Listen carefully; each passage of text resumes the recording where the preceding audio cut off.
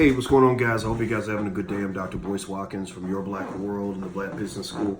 And I wanted to talk to you guys about something real quick. A lot of people talk about the black unemployment rate and how high the black unemployment rate consistently is.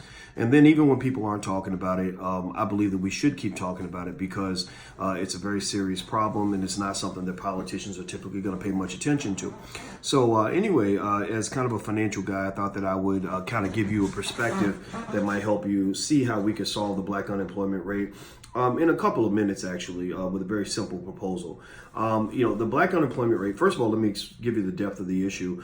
Typically, black unemployment is about double that of whites. Black unemployment is it's more persistent amongst black men because black men are seen as more of a threat to American society. That's been true since slavery. It's true to this day.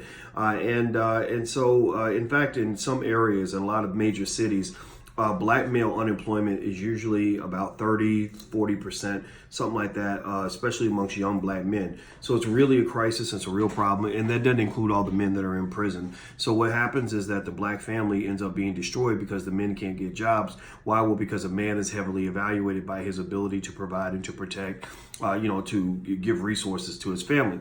So let me give you a kind of a quick perspective on black unemployment that I think can help solve this problem very, very quickly. Black people need entrepreneurship. We need everybody, especially black men. Every black man should learn how to have his own business, and he should be trained at a high level on this. We should probably put as much time into learning how to start businesses as we put into basketball and football and all that stuff, because basketball and football are fun. Those are games, those are sports, those are things.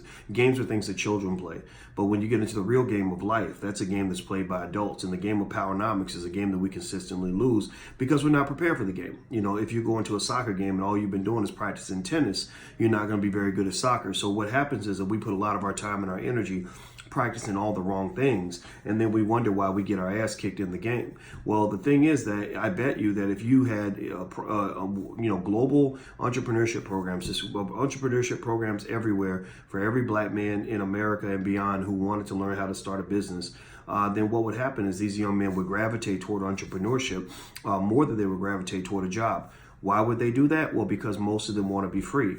Why would they want to be free? Well, because they don't feel free on their jobs. So even though educated Negroes, the black people like, you and I, maybe, who have BAs, BSs, MDs, PhDs, JDs, all these other letters behind your name that make you feel special, or some sort of special credential, some sort of good nigger sticker, some certification that says, oh, look at you, you've accomplished something. Even people in our category, go into these jobs that are high paid and well respected, and we're not happy. We feel enslaved. You come home angry. It kills black men early.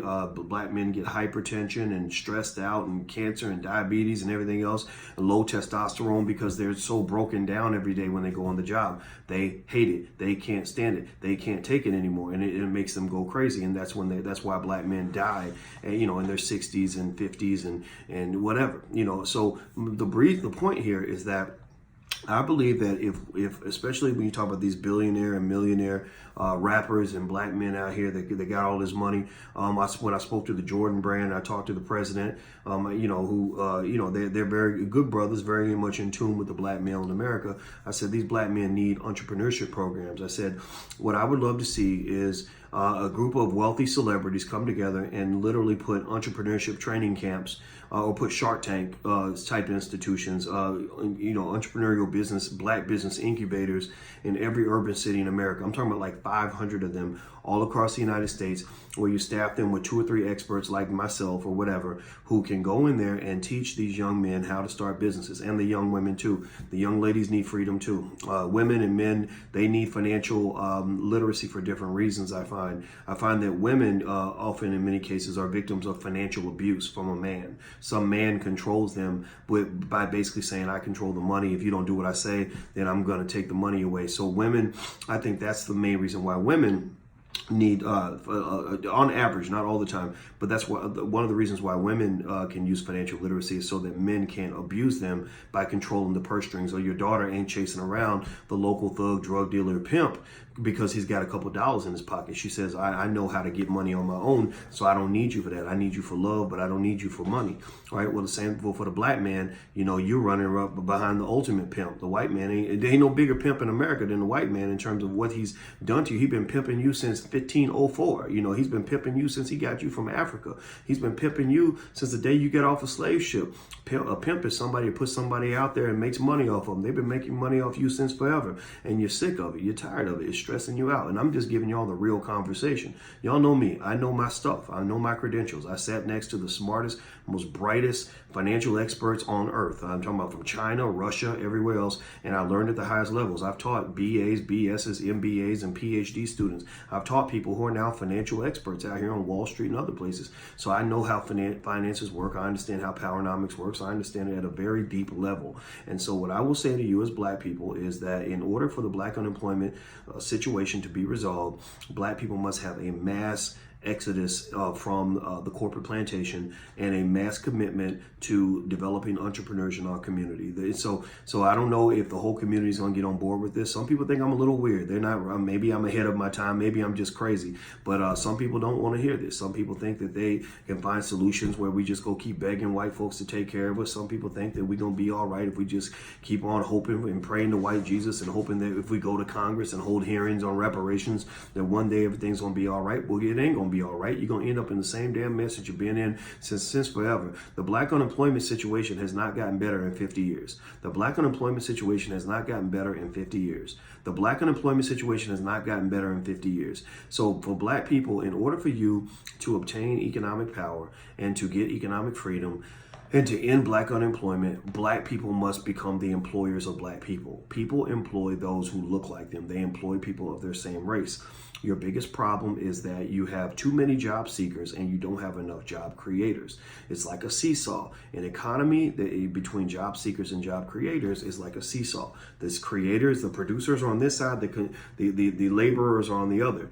We have everybody on this side of the seesaw. You can't make a seesaw work when everybody's sitting on the same side. So you need somebody with enough weight to balance the seesaw. Well, what you end up doing is you end up having to go to your oppressor and asking them to balance the seesaw for you. But the problem is it comes at a huge price for you. It comes at a price of your dignity.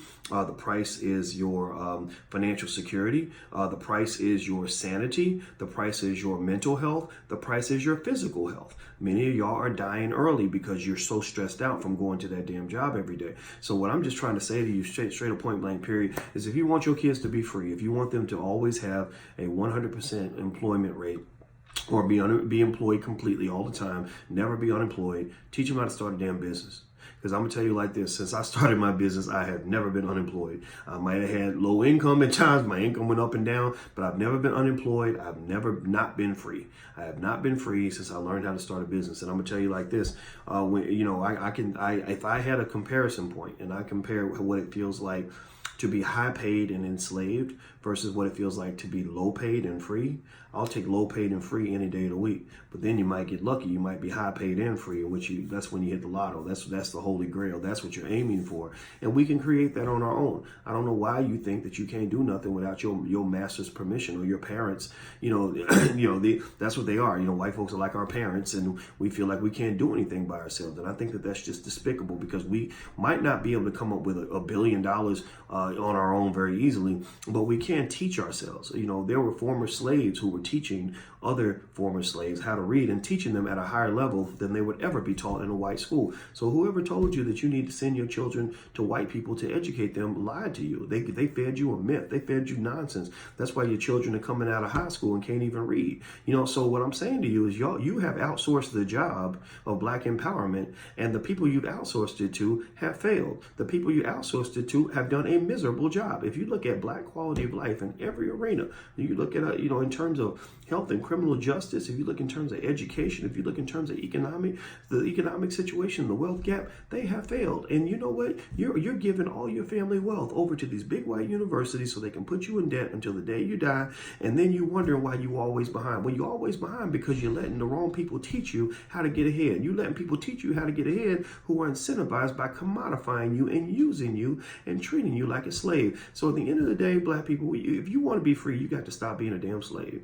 You got to stop committing to slavery. If you stop committing to slavery, then you will have a chance at freedom. And the freedom, I'm gonna tell you, the freest black people I know are the ones who know how to start a damn business. So it doesn't mean everybody has to be an entrepreneur, but everybody should be an investor. If you can't be an entrepreneur, then get some resources and go invest in an entrepreneur so they can go build jobs and build businesses and help you make the money in an ethical way. You do not want to make your money in a way that is not consistent with your ethical values, or you will also feel unhappy and feel enslaved. That is what we're doing. That's why we're stressed out. That's why we hate our lives. That's why we're so mad all the time. That's why we feel powerless. That's why we're depressed. So that's my solution. If you create your own job, then you'll never be unemployed a day in your life. That's my 2 cents on the issue. I'm out of here, guys. I'm about to go. If you want to learn to buy your first share of stock, in case you haven't done it yet, you can go to blackmoney100.com. That's blackmoney100.com. There's a free training on how to buy your first share of stock. That's a good place to start. Everybody should be an investor. If you want to learn how to start a business, we do have an entrepreneurship program in the Black Business School. If you're interested in taking a look, you can go to blackmoney103.com. That's blackmoney103.com. We have a whole sequence, a process that people can go through to be fully trained on wealth building, financial literacy, and entrepreneurship. That's what the Black Business School is all about. It's for us, by us, created for people who look like us to solve specific problems in our community. So I hope you'll check it out. That's what we do. That's what we're committed to. That's why I've made about 14,000 videos over the last decade on these topics, because I believe in this. This is my gospel. This is my life purpose. This is what I'll take a bullet for. So I'll take a bullet for you, and I want to see you win. I'm out of here, guys. Hit the thumbs up button, hit the share button, hit the subscribe button. I'm out of here, guys. Have a good day. Don't forget Black Money 100, Black Money 103. I'll see you guys soon. Take care. Peace.